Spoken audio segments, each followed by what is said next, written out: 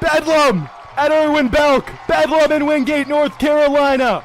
Wingate takes down the number 7 team in the country. Their rivals, Lenore-Rhyne, 34-30, and what a way to do it. Ladies and gentlemen, we are live from Irwin Belk Stadium in Wingate, North Carolina, and it's homecoming weekend here at Wingate, and the Bulldogs are taking on the Limestone Saints in town from Gaffney. Cuddy Arena, it's to its feet.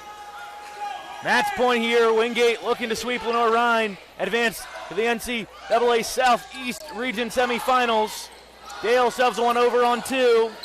Stikursky, the swing, blocked, kept off the ground by Jamerson and Say. Stikursky goes again, and that'll do it. Wingate's on to the region semis.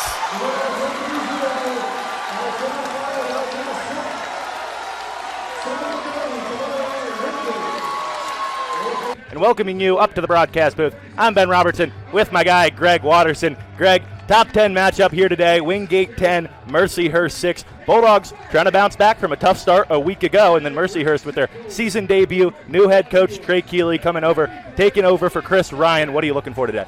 The Bulldogs, after trailing for the vast majority of this game, able to come back and win. In fact, out of the 40 minutes of game time, Lenore-Rhyne led for 34 minutes and 54 seconds. Wingate able to inch back into this game late off just a couple of huge efforts from a couple different guys, notably Taylor and Nixon, and pick out a massive conference win to potentially move them into the number 1 spot in the league standings. We are live once again from inside Cuddy Arena, getting set for another edition of Wednesday Night Hoops in the South Atlantic Conference. Welcoming you courtside, I'm Ben Robertson with my guy Landon Harbin. Landon, we already saw the women's programs of these two schools, Wingate and Coker. Now the men's programs set to do battle, and this Coker team comes into town. One of the highest powered offenses in all of the league. The only problem with that, they've given up just as many as they've gotten this year. Yeah, and that's 100% on point. Plenty of people back. Homecoming weekend. They've been tailgating. They've been camping out for last couple nights. They'll get out here Friday night. You'll get the RVs. You'll get the campers in the parking lot. And then Saturday afternoon, this is what everybody's waiting for, game day Saturday. And they've filed in here. We got a packed house here at Irwin Belk. Yes, sir. No better place to be. See if it's a 3 or a quick shoot. Nixon's going to pull from the wing. Donnell Nixon.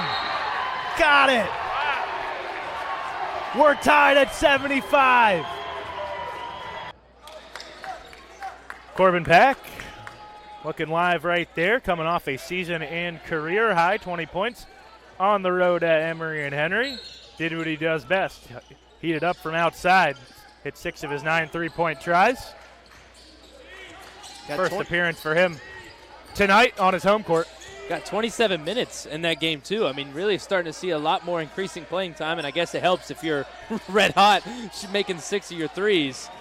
But I think that's something that we mentioned, I remember, early in the season, that Corbin Peck going to need a big step up, and I think that was just the beginning. Kick out. First shot of the game from Pack, and he connects. There it is. Just what he does right there. He can heat up in a hurry. Sometimes a little bit streaky, but when he's got it going, hard to stop from downtown. Coming right back the other way, a silencer of sorts from Anderson. Lets the Wingate faithful know about it just a little bit. He cashes one home.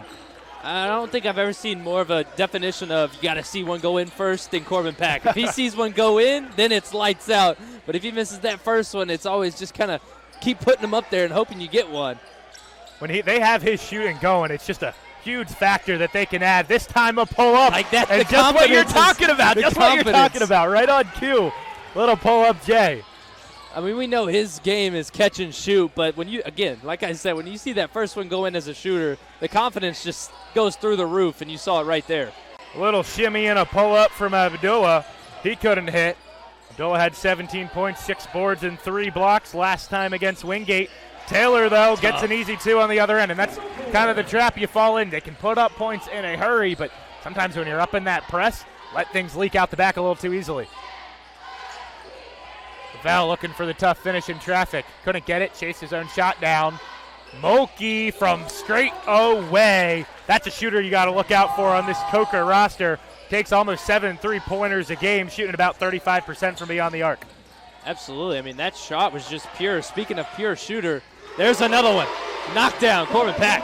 Landed right on cue from you, Corbin Pack. I mean, just as you were talking about, hey, this guy sees his first one, watch out. Corbin Pack hits 2 more shots. Wingate up 26-19. Abdullah putting it on the deck. Abdullah trying to feed Lavelle inside, pass knocked away.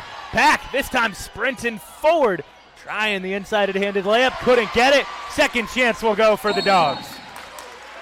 Michael Lamberti wants to talk about things. Wingate up 28-19 here. 12:54 to play in the first half.